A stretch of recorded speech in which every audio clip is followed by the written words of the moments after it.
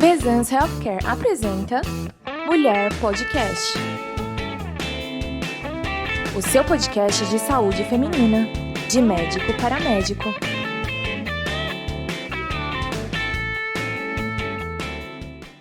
Bom dia, boa tarde, boa noite, não sei que hora que você está assistindo esse podcast. Eu sou Marcela, sou gerente médica da Bezan e esse é o Mulher Podcast, um podcast de médico para médico. Esse mês é o mês de setembro, a gente sabe que é o Setembro Amarelo, em que a gente de alguma forma traz a conscientização sobre a saúde mental. E para esse mês a gente está com uma programação muito especial, com uma pessoa muito querida, para falar sobre saúde mental em diferentes fases da vida da mulher, desde a adolescência até a maturidade. Então eu gostaria de chamar aqui para conversar com a gente hoje a doutora Carmita Ábido, médica psiquiatra. Carmita, muito obrigada, é um super prazer falar com você. Você sabe que eu sou uma super fã e para mim é muito, muito especial estar aqui com você hoje. Eu que agradeço o convite seu, o convite da Bezans. Um prazer estar aqui nesse podcast. Muito obrigada. Então, gente, como eu falei, a gente vai falar desses 3 momentos da mulher, em 3 fases diferentes. A gente vai começar o podcast de hoje falando sobre a adolescência. Então, a adolescência é essa fase aí, né, Carmita, que a menina... que a mulher, na verdade é uma mistura, né? Não sabe se é uma menina, se é uma mulher, tá saindo da infância, chegando na fase adulta, né? Então, com certeza, existem muitos desafios que são enfrentados pela menina mulher nesse momento. Fala um pouquinho pra gente como que é isso, como que... eu e você já passamos por isso, né? Mas acho que a gente esquece, né? Então, quais são os desafios que essa menina, ela enfrenta, e principalmente nos dias atuais, em que a gente tem o impacto das redes sociais? Exatamente, né, Marcela? Passar de uma fase da infância para a adolescência é muito agradável para a menina, mas também é uma fase de luto. Ela vai se despedindo daquele momento em que as responsabilidades eram bem menores, em que ela tinha muito mais cuidado do pai, da mãe, e que também ela tinha uma convivência muito mais próxima da família. Ela passa a não querer viver tanto com a família, o interesse em viver em grupos da mesma faixa etária passa a ser uma constante, e aí ela se distancia de uma forma bastante intensa e rápida, abrupta. De uma hora para outra a menina ganha formas, o corpo muda, isso também é uma questão. Ela se vê, né, mais arredondada, ela menstrua, ela apresenta então o crescimento das mamas e o desejo sexual começa a aparecer e vai ter que lidar com todas essas questões e ainda com uma impulsividade muito grande que caracteriza o adolescente.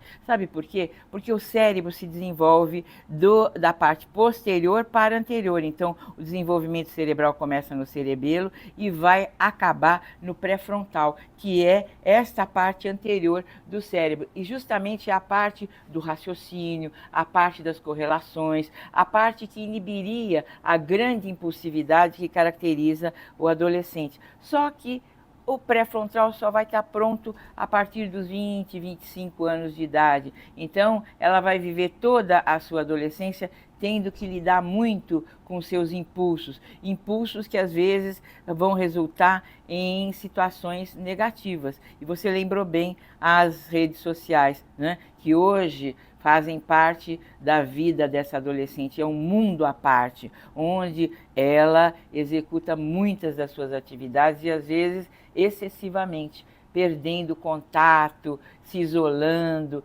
retardando o relacionamento social que poderia estar agregando a ela uma série de habilidades. Então, é muito cuidado que os pais devem ter e os professores com o tempo de uso dessas redes. E o Brasil é especificamente um país em que a adolescência, mais quase do que em qualquer parte do mundo, empata com os Estados Unidos, com a África do Sul, tem um uso abusivo das redes sociais, inclusive na adolescência.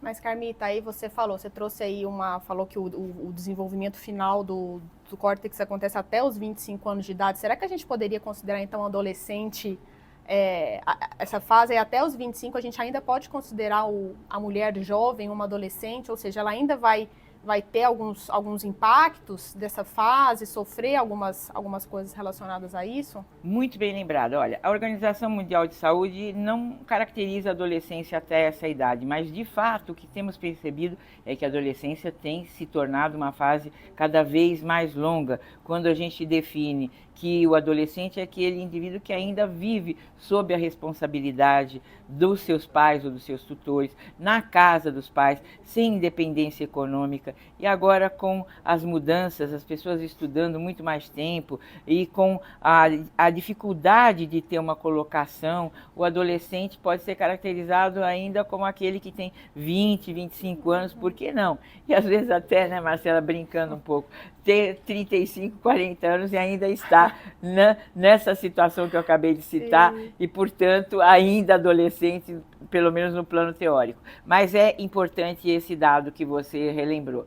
Estar ainda em desenvolvimento cerebral, viver sob o impacto da vida com muito mais impulsividade do que raciocínio lógico, é uma característica do adolescente e só vai inverter quando de fato o pré-frontal estiver dominando, estiver coordenando toda a ação do indivíduo através do controle, né, que ele vai exercer sobre o cérebro. Uma hora acaba, né? Uma hora passa, uma hora todo mundo vira adulto, né? Isso, ou não? Isso a menos que essa pessoa tenha uma tendência a ser impulsiva. Então imagine um adolescente que é impulsivo como uma característica não da sua faixa etária, mas do seu perfil emocional. Esse pode se tornar, né, uma presa fácil, por exemplo, de situações como uso de droga, como exagero, refém das redes sociais e até prejudicando secundariamente o seu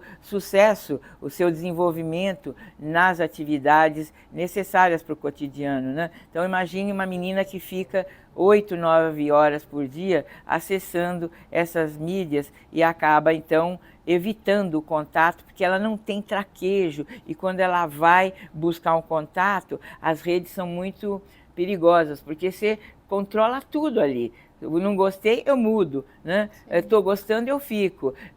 Não estou sentindo que está sendo agradável, eu rompo. Agora, na vida não é assim.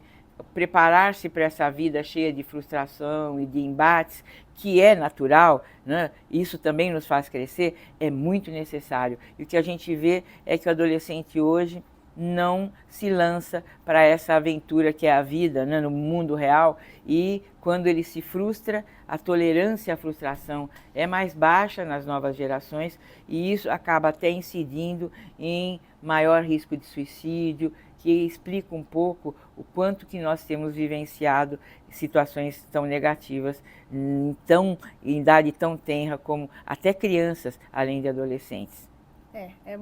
Realmente, a gente precisa discutir isso, né, porque as redes sociais estão aí, né, é uma realidade, então esse assunto precisa ser discutido. Eu vou puxar o assunto assim, um pouquinho mais para o lado feminino, porque a gente sabe que a gente desde sempre, hoje em dia através das redes sociais, antes a gente tinha as revistas, né, as revistas femininas, então nós mulheres sempre, de alguma forma, socialmente, fomos obrigadas a seguir determinados parâmetros, né, então a gente sempre teve que ser magra, sempre teve que, sei lá, usar a roupa daquela cor e ser de tal forma, porque se não fosse daquela forma, a gente não seria aceita pela sociedade, né? E aí eu acho que as redes sociais hoje, como eu falei, eu não acho que seja algo que aconteça só por conta das redes sociais, isso quando eu era menina já acontecia, então a gente enfrenta muito essa questão, né? E principalmente essa questão de física mesmo, né? Daquilo que esperam que nós sejamos, mas que às vezes não vai dar, não é aquilo, eu não sou assim, né? E aí as meninas, então, desde muito novas, sofrem com essas questões, né? Com essas pressões. Como que isso impacta a saúde mental da menina, que, enfim, que está se desenvolvendo, está se tornando uma mulher e etc.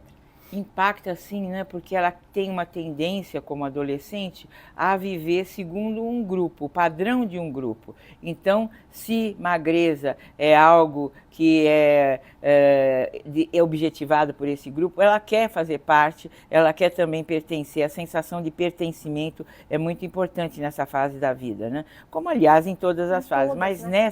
nessa em especial. E aí ela faz qualquer sacrifício, medidas indevidas, dietas assim absurdas, uso de medicamentos sem prescrição e sem nenhum cuidado, que pode, sem dúvida, ser mais um problema. Mas aí nós temos um outro paradoxo. Hoje em dia, com a defesa que está se fazendo para todas as formas, todos os gostos e a diversidade, né, nós estamos incidindo também no contrário, né, de passar uma mensagem para a garota que ela pode ter o peso que ela bem entender, que isso não é problema de ninguém, que ela tem que ser livre, que ela pode comer o quanto ela bem entender, já que isto é só uma questão que lhe diz respeito. E nós temos assistido, né, as novas gerações estarem cada vez mais obesas, não estarem cuidando do físico. Então temos esse ponto e esse contraponto caracterizando as adolescentes no dia de hoje. E a gente sabe o quanto que a magreza pode influenciar, inclusive levando essa menina à anorexia levando a não menstruar e tudo o que decorre daí. E o peso excessivo como sendo um fator que todo mundo conhece, né, de doenças de uma forma geral, diabetes, hipertensão. Quanto mais cedo esse peso em excesso estiver presente na vida dessa garota, mais tendência ela terá a doenças sistêmicas que ela terá que arcar mais adiante, não na adolescência, né? Mas que vão pesar já na idade madura jovem. É muito complicado mesmo. Carmita, uma outra questão. Você comentou, né, que a adolescência é mesmo esse período de transformações, o cérebro não está completamente desenvolvido, então essa impulsividade Sim. do adolescente, da adolescente acontece. E eu acho que mesmo umas questões, umas variações emocionais, tá mais triste, tá mais feliz e tá tudo bem. Quando que os pais, os professores precisam começar a ter atenção? Quando que a gente levanta uma bandeirinha vermelha? Ai, não tá muito bem, aquele adolescente ali não tá muito bem. A gente entende que esse período é complicado, mas ele parece que passou um pouquinho. Será que é hora de procurar uma ajuda?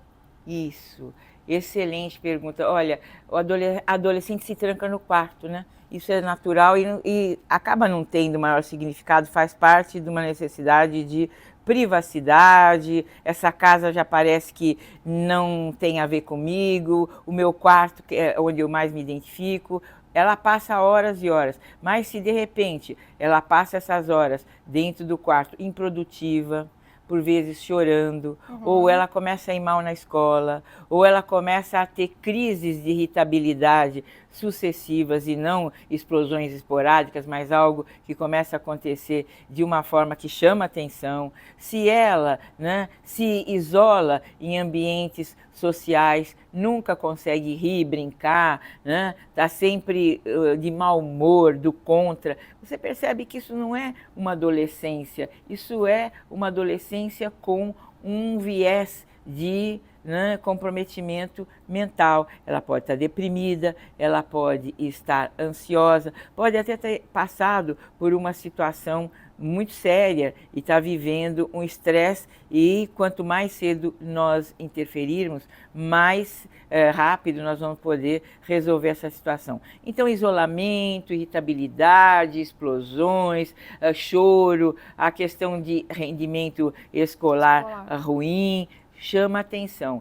E também depende daquilo que ela procura nas redes sociais. É difícil os pais terem acesso a essa procura, né? Mas seria tão bom, né, se a gente pudesse saber qual é o conteúdo que ela está buscando. O que a jovem está... E o que ela está privilegiando.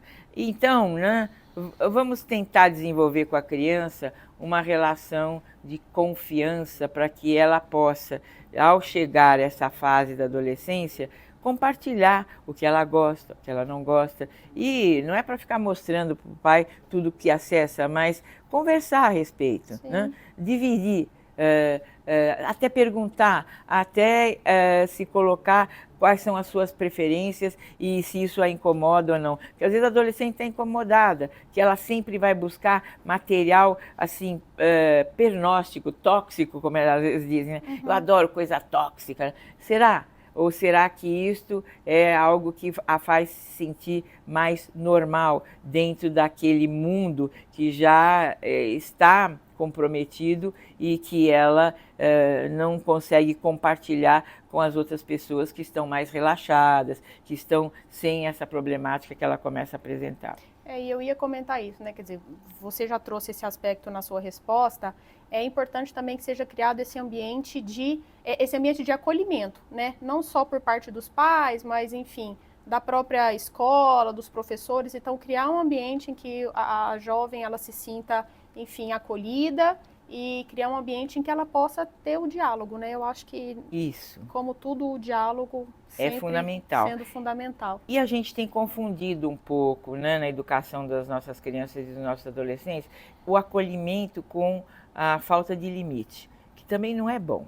Porque o adolescente precisa sentir que alguém sabe, né, até onde é possível ir. Porque se tudo é possível, eu me sinto assim tão solta que eu não sei, né, se eu vou cair, se eu vou me arrebentar, porque quem é que vai estar forte ali para me segurar? Então o acolhimento não representa, não significa necessariamente, aliás nunca significa que tudo o que a adolescente quiser, ela pode. Não, tem que ficar bem claro, eu gosto de você e tanto gosto que preciso te colocar certos limites para que você se sinta, de fato, atendida nas suas necessidades, percebendo que eu consigo saber o que é bom para você, pelo menos, né, consigo discutir com você e chegar a uma conclusão daquilo que seria melhor para você.